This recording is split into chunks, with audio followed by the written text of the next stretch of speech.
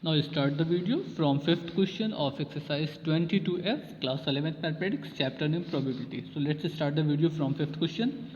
In a class of 25 students with roll number 1 to 25, a student is picked up at random to answer the question.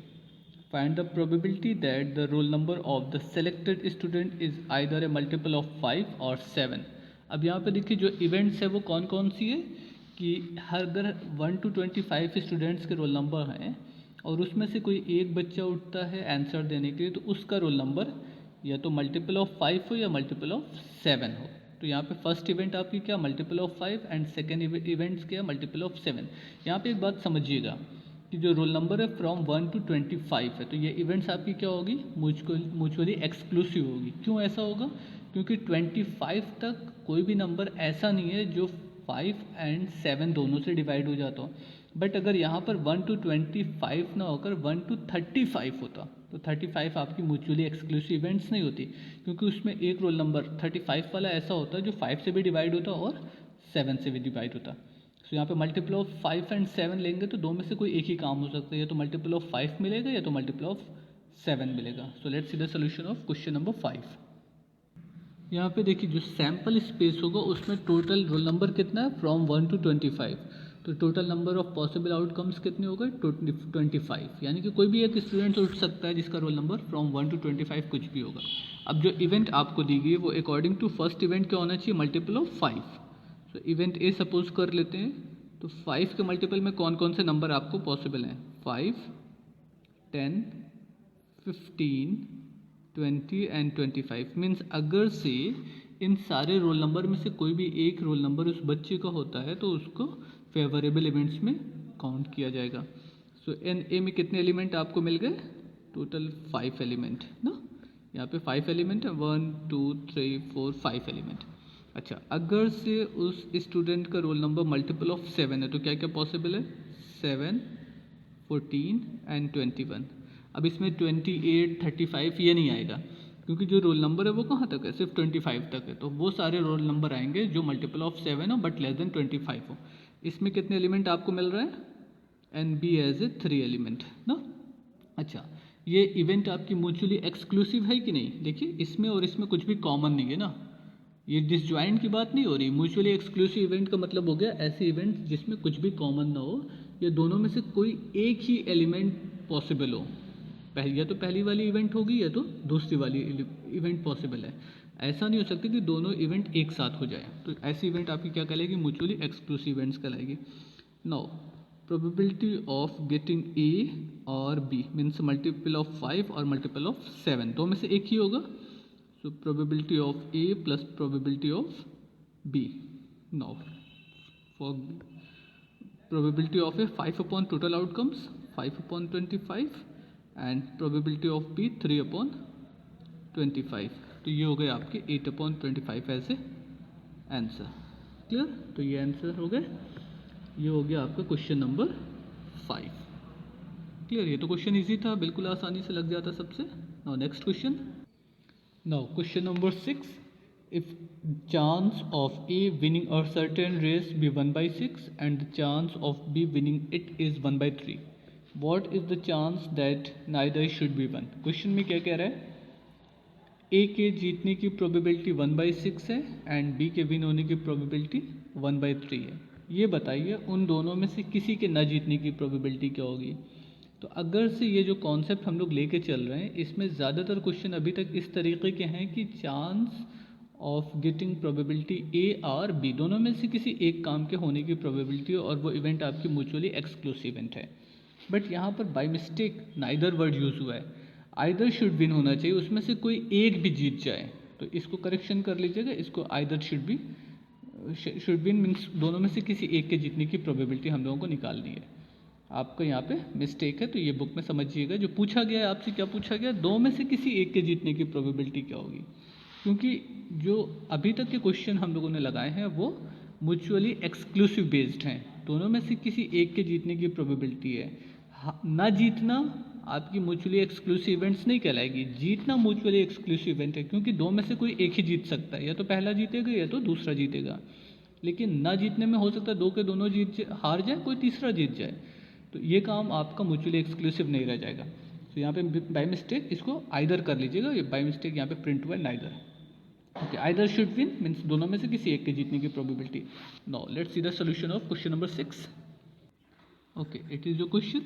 Probability of winning race by A 1/6 and that of B is 1/3. So find the probability of getting either any one. A union B is equal to PA plus PB. दोनों को add कर ले, आपको result मिल जाएगा 1/6 plus 1/3. 6 as a LCM is equal to 3/6. 3/6 means 1/2. So probability of winning A or B is equal to 1/2. 3 1s are 3, 3 2s are 6. So it is your answer. Okay. Now next question. Now question number 7. Discuss and criticize the following PA, PB and PC. Means probability of A 2/3, probability of B 1/4 and probability of C 1/3 are the probabilities of the three mutually exclusive events A B C. आपको ये बताना है कि क्या यहाँ पर जो probability दी गई है ए बी और सी की, क्या ये म्यूचुअली एक्सक्लूसिव इवेंट्स की प्रोबेबिलिटीज़ हैं कि नहीं। तो अगर से म्यूचुअली एक्सक्लूसिव इवेंट्स है तो हमको क्या करना है, इस तीनों में से किसी एक काम के होने की प्रोबेबिलिटी जो निकालनी है वो कैसे निकलेगी, probability of A plus probability of B plus probability of C. और एकदम स्टार्ट में जब आपने इसका इंट्रोडक्शन वीडियो देखा होगा, वहाँ पे ये बात बताई गई थी कि किसी भी इवेंट्स की पॉसिबल आउटकम्स की जो प्रोबेबिलिटी होती है वो हमेशा लेस देन 1 होगी या मैक्सिमम 1 होगी। यानी कि प्रोबेबिलिटी जो वेरी करेगी फ्रॉम 0 to 1 होगी। मिनिमम है तो 0, मैक्सिमम है तो 1, बाकी उसके बीच में ना तो 1 से ज़्यादा हो सकती है ना तो नेगेटिव हो सकती है। जितनी भी प्रोबेबिलिटीज़ हैं सारे इवेंट्स को अगर ऐड कर देंगे तो भी वो आपका एग्जॉस्टिव इवेंट्स होगा, तो भी उस सबको ऐड करके 1 मिलना है, 1 से ज़्यादा नहीं हो सकता है। आइए देखते हैं यहाँ पे probability of A B C क्या होता है। ये दिया गया है आपका probability of A 2/3, probability of B 1/4 and probability of C 1/3। अगर ये म्यूचुअली एक्सक्लूसिव इवेंट्स होंगी तो इसमें से किसी एक काम के भी होने की जो प्रोबेबिलिटी है वो P A union B union C होगी, is equal to probability of A plus probability of B plus probability of C. अब ज़रा सा सबको ऐड करके देख लें क्या रिजल्ट मिलता है आपको। 2/3, 1/4 and 1/3. LCM as a 12. You can write here as a 12 as a LCM. 8 plus 3 plus 4. ये कितने हो गए 15/12. 15/12 means probability of A union B union C is equal to 5/4 which is more than 1. तो 1 से ज़्यादा प्रोबेबिलिटी तो हो ही नहीं सकती है। तो सबसे पहला ड्रॉबैक तो ये है कि ये प्रोबेबिलिटी हमेशा 1 या 1 से कम होगी। मीन्स कहाँ से कहाँ तक वेरी करेगी, फ्रॉम 0 to 1, मोर देन 1 नहीं हो सकती है। But 5/4 as a more than 1 ना, ratio 5/4 is greater than 1, so we can say that the given probabilities are not possible. ये नहीं हो सकता कि ये ए बी सी की प्रोबेबिलिटीज़ ऐसी दी गई है और ये म्यूचुअली एक्सक्लूसिव इवेंट्स है। सो जो स्टेटमेंट है आपका वो रॉन्ग है। यही इस क्वेश्चन में आपको वेरीफाई करना था कि क्या ये प्रोबेबिलिटी म्यूचुअली एक्सक्लूसिव है कि नहीं है। मीन्स किसी भी तरीके की ये पॉसिबिलिटी नहीं है कि ए और बी और सी की प्रोबेबिलिटी इतनी हो जाए, क्योंकि सारे कैलकुलेशन करने के बाद जो हमको रिजल्ट मिलना चाहिए था वो या तो 1 आता या तो लेस देन 1 होता, मोर देन 1 पॉसिबल नहीं होता है। क्लियर। नाउ नेक्स्ट क्वेश्चन देखिए, आपकी बुक में पेज नंबर 38 पे थ्योरम दिया गया था, if A and B are mutually exclusive and exhaustive events then probability of A plus probability of B is equal to 1। Means अगर से म्यूचुअली एक्सक्लूसिव एग्जॉस्टिव इवेंट्स हैं तो उन सारी प्रोबेबिलिटीज़ का सम कितना होना चाहिए, 1 होना चाहिए, otherwise it should be less than 1। Means more than 1 तो पॉसिबल है ही नहीं। तो ये आपका जो स्टेटमेंट है क्वेश्चन नंबर 7 का वो बिल्कुल रॉन्ग स्टेटमेंट है, इसलिए वो पॉसिबल नहीं है, वो क्वेश्चन नहीं हो सकता है। Now next question, question number 8, E and F are two events associated with the random experiment for which probability of F is equal to 0.35 and probability E और F means दोनों में से किसी एक के होने की probability क्या है 0.85. Probability of E and F means ये intersection है. अब देखिए अगर से intersection की वैल्यू नॉन ज़ीरो नंबर है मीन्स ज़ीरो नहीं है तो 100% ये जो इवेंट्स है आपकी म्यूचुअली एक्सक्लूसिव नहीं है. Clear? Okay. And find the probability of A. So let's see the solution of question number 8. Okay, ये आपका क्वेश्चन नंबर 8 का शॉर्ट फॉर्म है. Probability of F 0.35, probability of E or F is equal to 0.85. Find the probability of E and probability of E and F is equal to 0.15. E और F का मतलब हो गया दो में से किसी एक इवेंट की होने की पॉसिबिलिटी 0.85 है. ई एंड एफ का मतलब दोनों के एक साथ होने की प्रोबेबिलिटी 0.15 है.